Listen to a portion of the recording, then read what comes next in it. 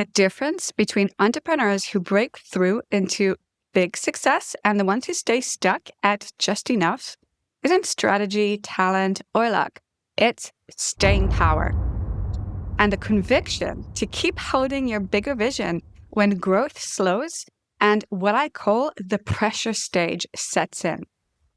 Because that's the moment that most people start questioning everything. Maybe I picked the wrong offer. Maybe I should pivot. Maybe I need to start over. But the truth is, it's not a sign that you're on the wrong path. It's the pressure stage that every business goes through. And what you do in that moment decides whether you expand or whether you stay stuck at good, but never great. Most entrepreneurs hit that pressure stage where it feels like nothing is moving or growing after they've already hit their beginner level goals. And so they start second guessing. Maybe it's the offer. Maybe I need to change my niche. Maybe I need to try a whole new direction. And it might make sense, right? Because new feels exciting, fresh, full of possibility, and it feels like you're adapting to circumstances. But what's really happening isn't some lack of opportunity or being on the wrong path. It's lack of what I call staying power, the capacity to hold the pressure, the doubt, the boredom, the frustration without bailing or distracting yourself with a new path or a shiny new object. Because when you jump every time it feels hard, you never stay long enough to master the stage you're in. You miss the chance to refine, to stabilize, and to scale. And that's why so many smart entrepreneurs end up stuck at good enough instead of compounding into the level of success they actually want and are completely capable of. So at the start, when you've made your first breakthroughs, everything feels exciting, right? Ideas flow, results suddenly come quickly, and you're full of momentum. But then it slows. The shine wears off, the spark fades, and what used to work doesn't work anymore. It's the point where results don't come as easily, where you've outgrown the beginner wins, but haven't yet built the systems, the team, the resilience, the capacity, or the identity to scale, where early successes are behind you, but the bigger breakthroughs haven't showed up yet. It feels uncomfortable because it's asking for a new level of you and testing how much conviction you really have in the vision you've set. Most entrepreneurs mistake this for being off track. But in reality, it's the stretch that every scalable business goes through.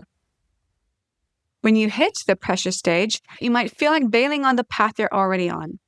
You might chase the new shiny thing, a new model, a new audience, or the latest trend everyone swears is the answer. Not because it's the right next move, but because in the moment it feels easier than holding the pressure where you are. Or maybe you take the opposite route. So instead of chasing more, you lower your ambition. You tell yourself, well, this is fine. It's enough. Maybe I don't really need that bigger success vision. Both moves might feel like relief in the short term, but neither creates the big breakthrough you do actually want. Chasing shiny objects keeps you starting over and over, and shrinking your goals shrinks your results. And again, the truth is, the pressure stage is not a signal to bail on your vision. It's the stage that stretches you into the leader who can actually sustain the success you actually want. Staying power is your ability to hold the frustration, the doubt, the stretch, the flatlining without bailing. It's about leading yourself through the stage instead of escaping it, even when things feel uncomfortable or painful, even when things get boring. It's about trusting your path and staying present when things feel uncertain, and believing in your bigger vision strongly enough to keep building even when the external results haven't caught up yet. And it's continuing to make the moves that your future self would make, not the shortcuts that your pressured self wants to grab for in the moment. That's the difference between entrepreneurs who plateau at just enough and the ones who build a real scalable success. The ones who make it aren't the ones who had it easier. They're the ones who could hold the pressure for long enough to see the bigger results and grow into the leader their next level demanded of them. So how do you actually build staying power? You don't just wait for pressure to magically go away. You train yourself to hold it, to lead yourself through it. That's exactly what I see in my clients who break through to their next growth level. They keep showing up for the actions that move their vision forward, even when the results aren't instant and when progress feels small and, again, boring. They learn to regulate and master their emotional state so that frustration or doubt doesn't make their decisions for them. They hold the self-belief and conviction in their bigger vision, even when the evidence isn't there yet. And they stay consistent with the habits that strengthen their focus, their energy, and identity, even on the flat days. I've watched clients go from feeling stuck at the same income level to creating consistent growth, not because they found some magic new strategies or decided to start over, but because they built the staying power to hold the pressure stage instead of bailing on it. That's when everything compounds. That's when the bigger results finally begin showing up. So if you're in the pressure stage right now, don't mistake it as a sign that you are off track. Don't bail on your path and don't shrink your vision. This is the stage that is stretching you into the woman who can actually sustain the success you're building. So hold your conviction, keep your commitment, and keep leading yourself.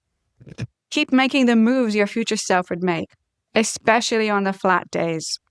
Because if you can stay through the pressure, you won't just hit your next level of growth, but you will know how to hold it, grow it, and lead from it. That's what staying power gives you. That's how you move beyond enough and into the kind of success you actually want. So let's make it real. Drop a statement in the comments, something simple like, I'm holding my vision, or I'm building my staying power. Put it out there because your words reinforce your leadership. And if you want more no-fluff tools to help you hold the pressure and create real breakthroughs, hit subscribe. There's more coming your way. Thank you for watching, and remember, you can do anything. I'll see you next time.